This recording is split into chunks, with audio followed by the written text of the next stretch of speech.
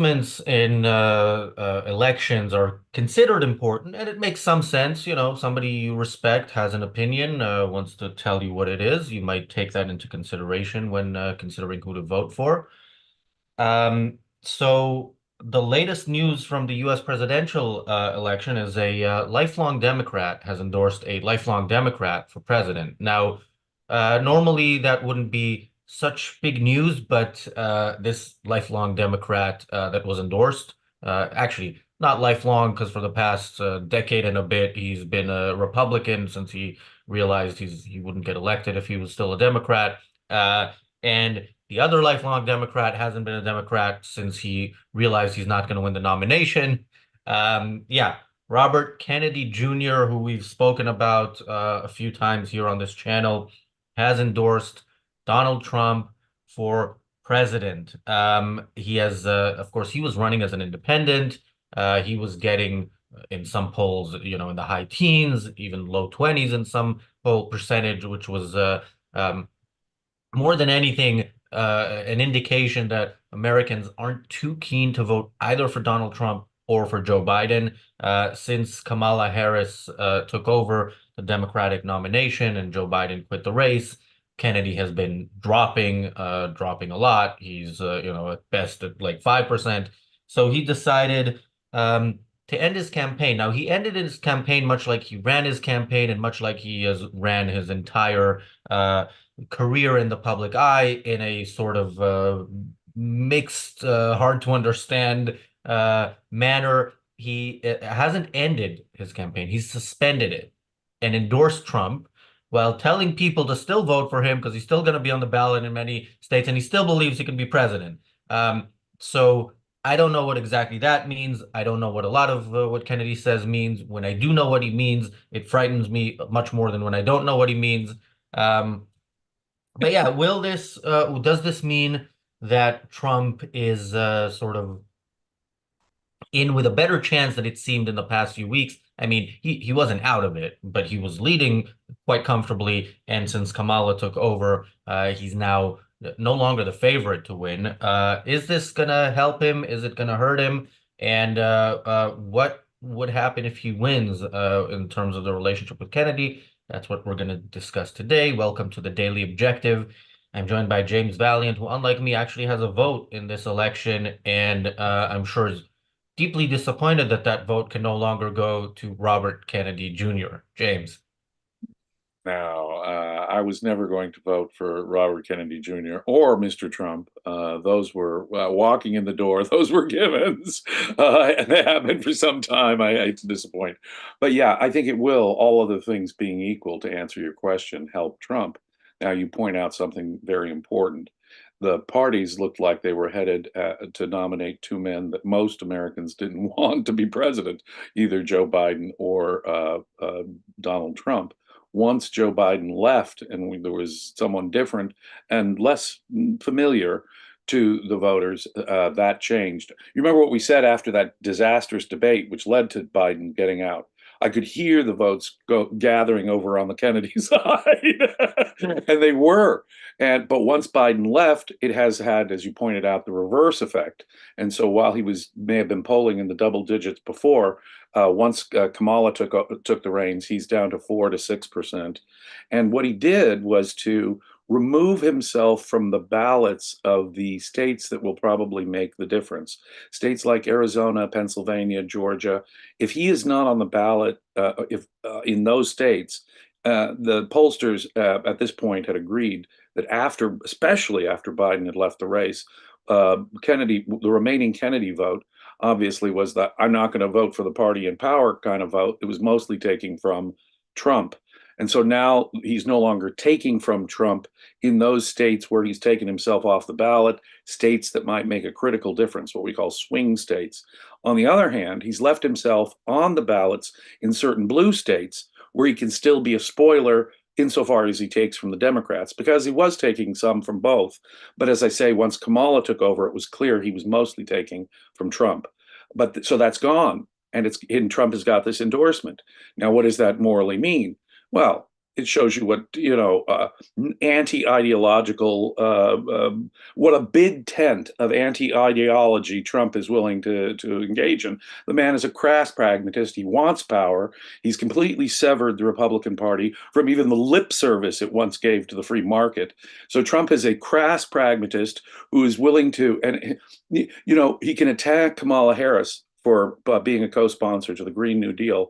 But Mr. Kennedy is Green New Deal on steroids.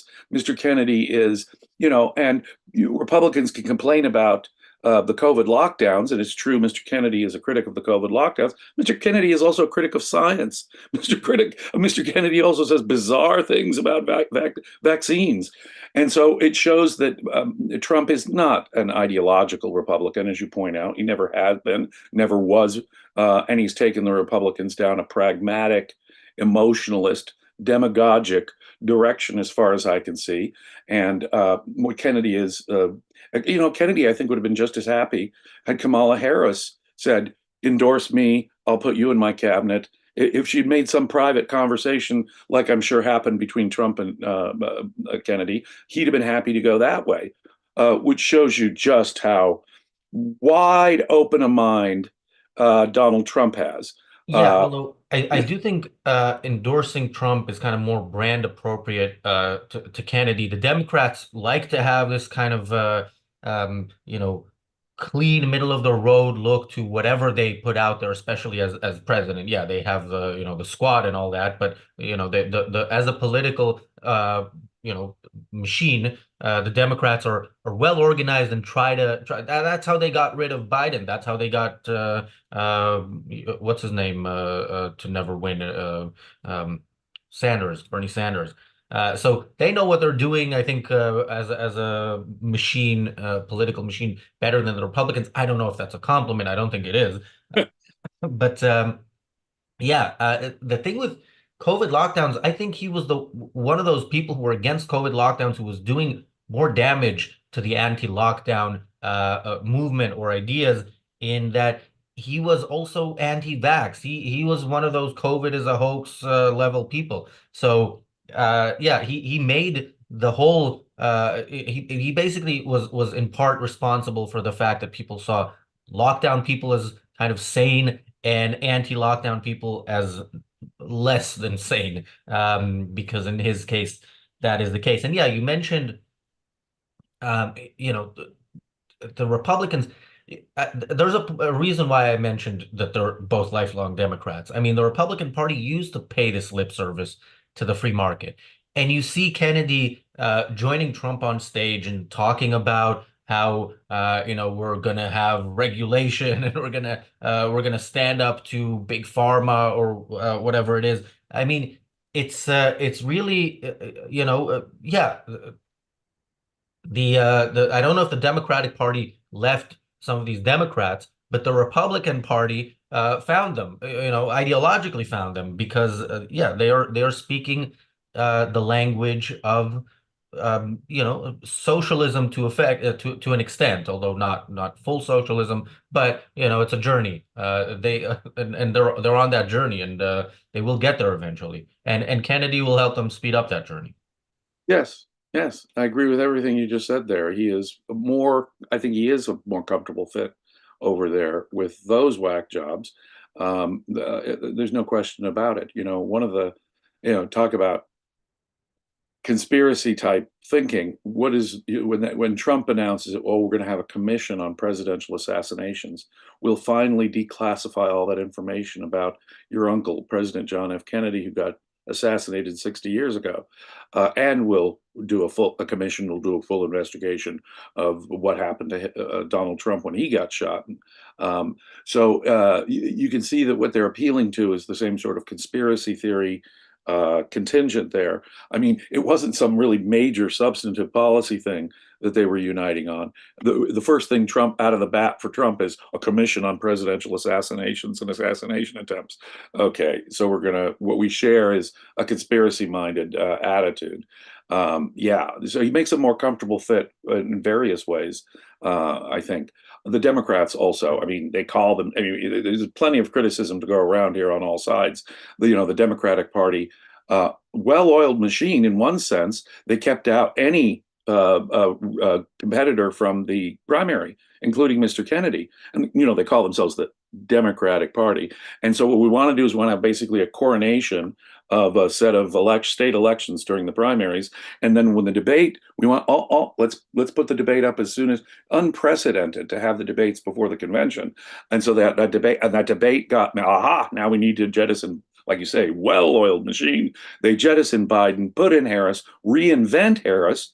I mean, in one of the most dishonest sort of campaigns you can imagine. She's not part of the current administration. Oh, and she never said those things about Medicare, socialized medicine, and the Green New Deal and banning fracking. Don't worry, don't worry. She's wholly new. She's different. The very things that made it impossible for her to even get the nomination 4 years ago when she was running against Biden and to leave. So she was the first Democrat out of that race then. Now they're running a completely dishonest campaign, and there's very little democratic about the process that they've been operating, and they're trying to sell their new candidate in a very dishonest way. But as I said, I made a tweet, or I guess on X, one of the things I'd said when Biden was still in the race is I can't vote for Biden because I don't know who or what I'm voting for. I can't vote for Trump because I do. And so the problem is with Trump is that he is anti-ideological on purpose. It's all about him. He is the savior of mankind, don't you know? And I'm the only one who could. Now get this: Nikki Haley was polling. You bet the Republicans chose a candidate over a candidate who was polling better against Biden and Harris at the time. Can you imagine if it was Nikki Haley now? It should be, in my view, probably leaving Harris in the dust. But no, the Republicans wanted to stick with their Messiah, Mr. Trump, and a Messiah who lacks a religion, except the religion of him, the religion of emotion, the religion of Christian nationalist prejudices, at best, is what loosely holds together the sort of disparate policy positions of Mr. Trump, who is anti-ideological on purpose. You can really see it with this endorsement and how he's honored. See, with Nikki Haley, pound sand gal, with Robert Kennedy, he's honored. He's honored to get his endorsement. That tells you everything you need to know about the current state of the Republican Party. They don't have an ideology. It's pragmatism, emotionalism, and when it does have anything that loosely congeals them, it looks more like Christian nationalism. Yeah. Thank you, Bonnie, for the super chat. Spencer says in the chat, invented a new drinking game. Every 10 seconds that elapses before Razi says, welcome to the Daily Objective, you take a shot. Now that I know of the drinking game, I will take more time before I say it, because I think the more people drink during a show, the better it is for the algorithm. You'll probably type more. Well, welcome And to the Daily Objective. Does it count when I say it? well, I think it counts when it's right at the start. It only counts once, but we can say it, at the end of the show. Um, yeah, it sounds, James, like you're gonna have a tough time come November, and I can offer a solution. You live in Southern California, not far from the beach. There are beaches there. You can go to, I believe there's a casino nearby. You can also, whatever you do there will not cause as much damage as what, to your bank balance as what politicians, whoever wins, will do in the coming 4 years. Yeah, there's a lot to do in Southern California on election day other than vote. That is my recommendation. Um, Certainly for and president. I uh, mean, certainly for president. I mean, I can be an oh yeah. irritating gadfly out here in a solid blue state by pissing them off and doing the opposite on the lesser races, but I can't vote for president. And you're right. No matter how much money I might lose at the local casino, it would be nothing compared to Mr. Trump's 100% tariffs, or Ms. Harris's wealth tax on unrealized gains or something. Yeah, both are going to hurt the economy, not help with inflation with those policies for sure, and impoverish the country to that degree. Um, and yeah, with Kennedy's endorsement, obviously Kennedy makes a lot, as much as he can, of his last name. And his last name is very much much like his ideas for the economy, he is, benefiting from the unearned. His uncle was president, his father was going to be president, both were assassinated. And of course, so he is now using that as much as he can. I mean, he did a Super Bowl ad, which was basically his dad or his uncle's ad, basically repeated, but with him as the Kennedy that the song is about. Of course, other members of his family make use of their name and saying, "Look, we don't endorse it, and it's a betrayal of the Kennedy name." None of you none of you have any look. This guy is without his last name basically a less charismatic Ralph Nader. He's not. There's nothing there, and I mean Ralph Nader probably if he hadn't run in Florida, maybe Al Gore would have won. So that's relevant in that sense. But yeah, we wouldn't listen to him without his last name. Well, look, families don't have opinions. Individuals have opinions. And one of the things that is really strikingly offensive is when you hear someone saying, well, of course, I am speaking for this. Not only is it a family, it's a big Irish family, the Kennedys. So we speak collectively for the whole Kennedy family when we denounce Robert Kennedy. And well, I am just sure glad I don't belong to a family that has official positions on things. That would be absolutely terrifying to me. I would never want to belong to a family that includes having a policy position that you're born with. Apparently, it comes with the first bottle they put in your mouth, the policies that you're wedded to. But, the Kennedys have sprawled out all kinds of things, across the ideological spectrum, because in reality, families don't have opinions. But what they did agree to was, hey, cousin or brother Bobby is spoiling it for the Democrats. That's the tribal mentality here. Think just how something is there anything more disgusting than like the Kennedy phenomenon in a democratic republic like the United States? Is deeply offensive to me that we even have these kind of royal political families. Is just absolutely vile that we deify people have this emotional fuzzy around the name Kennedy is itself a sick phenomenon as far as I'm concerned. Yeah, and Um, I wonder to what extent it actually, inspired other royal families in American politics, like the Clintons, the Bushes, the Obamas. Although only one so far has been elected, we don't know what's coming but it in the goes all the way future. back. The Adamses, the Harrisons, the Roosevelts. Yeah, yeah, true. That's true. Maybe the modern version of it, which is a bit more disturbing in some senses, certainly Yes. with with the way the Clintons ran things. It very much seemed like it was expected that Hillary would be president because, of course, she was already in the White House for 8 years.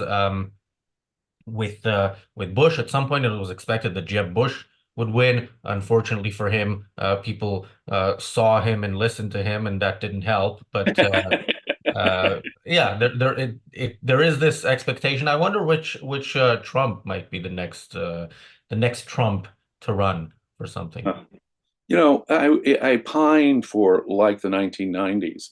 I mean, it's true that Bill Clinton came out first, sort of aggressively for socialized medicine. But once the Republicans took over Congress, because he was making such an aggressive push for socialized medicine, it lost in both houses of Congress. We got Newt Gingrich as Speaker of the House. There was, for the first time, some kind of ideological pushback from the Republicans, and there was divided government. The White House was in one party's hands, Congress in another party's hands. And guess what happened? The last time we had anything like a balanced budget, they passed welfare reform. They passed really a number of good things in the end of the Clinton administration. Clinton himself, in a State of the Union, said the era of big government is over from a Democrat. Now, if only, right? Government has only increased in size since he said those words. But at least those words escaped the mouth of a Democrat president. Sometimes divided government is the best thing Americans can hope for because it can stymie any new policy proposals of substance and keep the balance. I mean, Republicans are only concerned about deficits when the Democrat is overspending. When it comes to Mr. Trump, well, Mr. Trump was outspending Obama even before COVID. So the Republicans can spend like drunken sailors, not no offense to drunken sailors, to get outspend drunken sailors when they want to, when they have the White House and at least one of the bodies of Congress. So Yeah, I often get accused by the British contingent on this channel for being a Labour supporter, which of course I am not. But the reason I am accused of that is because I like pointing out, well, I would like to not have to point out because I'd like this not to be true, but I point out often that the Conservatives who were in power for 14 years moved this country to the left on economics, on pretty much every metric from where Labor ran it, certainly under Tony Blair. I think Gordon Brown moved it a bit, to the left, but he had like a year and a half or something. And yeah, income taxes are higher. VAT, the equivalent of sales tax, is higher. Business taxes are much higher. They raised it right at the end from 18% to 24%, which is an insane hike. And plus they invented all sorts of things like the sugar tax and different regulations. So it's important to point that out. And in America, yeah, you see that. You look at Clinton. Clinton was to the right economically, if we're going to say right, if we're going to consider right to be more free market oriented, than Trump, certainly, but possibly even George W. Bush. He did cut taxes, but he increased spending, which is kind of problematic. It doesn't work in a normal people's or company's budget, to George W. Bush was a compassionate conservative, don't you yeah. know? And so when people were saying we need entitlement reforms, he put the kibosh on any kind of sane entitlement reforms, shut it down, even though he'd once proposed it. Because don't you know he's a compassionate conservative, and we want to make sure we help everybody. And no, it's funny. Kamala Harris comes out with her, "I'm going to pass the first law against price gouging." I'm sure she meant, but of course, wage and price controls, which have always been a disaster. And I have the rude temerity to point out that, Kami Kamala was beaten to her idea of wage and price controls by that famous communist President Richard M. Nixon 50 years ago. It was a disaster when a Republican Richard Nixon gave us the Environmental Protection Agency. Republican Richard Nixon took us off the gold standard. Republican Richard Nixon gave us wage and price controls, however much of a temporary disaster they were, but they remained on petrol, so that consumer prices of oil, we were still having gas lines and shortages throughout the 70s. It wasn't until Reagan deregulated the price of oil in the early 80s that, in just a matter of months, America had a glut of petroleum. And so, yeah, wage and price controls maybe Kamala, but they're actually the first president who tried peacetime wage and price controls was Republican Richard Nixon. So James, what's the reason why you and Michael Leibowitz aren't running? Is it because you can't decide who's going to be president and who's going to be vice president? No, we could easily decide that with an arm wrestling match or something that he'd win, and I'm happy to take the second seat. But I think my attitude about politics is very similar to Ayn Rand's. I really hope you don't hate us enough to wish such an unfortunate fate upon me. Uh, it would be miserable. I would not be able to speak my mind. Honestly, it is earlier than people think. What we need to do is educate people. We need a philosophical and cultural revolution before we even have a cushion for me to land on. I really don't think I could be elected assistant dog catcher in my own hometown because, look, I'm so open about very controversial ideas. And the minute I articulated one of them and tried to argue for one of them, I would be out of the race. Ladies and gentlemen, we need a philosophical re-education. We need a cultural revolution. That and only that can make it even possible for us to consider fielding candidates who might be even mostly on our side. So Yeah, and it does seem culturally like we are going in the opposite direction. Again, if the party of the so-called left in the US a few decades ago was to the right of the party of the so-called right, a few years ago, and certainly now, And yeah, to have an audience of Republicans cheer when somebody talks about regulation, when somebody talks about how the other party, the Democrats, are in bed with the corporations or so on, which of course is a problem. The problem there is government power. The problem is that there's a reason for corporations to kind of buy off politicians. Uh, was it Well, PJ don't worry. O'Rourke who Donald said, Trump's running mate, JD Vance, has told us that we will no longer be doing it for Wall Street or those big corporations, but for the working man. It's good old fashioned Marxism that you're yes, hearing from the labor union boss that spoke at the Republican convention, from the vice presidential candidate at the Republican convention. What you heard was classic labor leftism, which is remarkable. And yeah, the Democrats equally hate corporations, right? But the ironic thing is that if you were asking which convention was more old-fashioned patriotic, turns out it was the Democrats. Turns out it was the Democrats who had more flags and God bless Americas. So they're trying to grab that patriotic thing. Both yeah, parties. yeah. So yeah, When we talk about wanting political endorsements, I don't understand, why a party that pretends, although the Republicans no longer pretend to be for freedom, but if you are, you would not want the endorsement of labor unions. Labor unions, all they do is, fight collectively with the threat of the damage they could do if they walk off, rather than say, as individuals, here's why. This is how individuals negotiate. They say, look, how much I am worth to you, my employer, pay me more. Or that is the attitude of people who actually think they are worth more, whereas the attitude of labor unions is the attitude of people who think they are not worth more, but collectively they have the power to cause damage. Thank you, Jonathan, for the super chat. Jonathan says this in code, but I believe what he's saying, the code is probably to get over the algorithm. Kennedy is a total nut job. I completely agree. yeah, he is.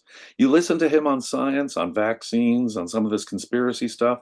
When you hear, well, talk about the thing that he's given substance on, environmentalism, just a complete whack job. It's irrational. The substance of what he says so often is completely disconnected from reality. You're right. He's a whack job. How else do you describe it? It's really hard to say. Detached from reality in many ways. Yes.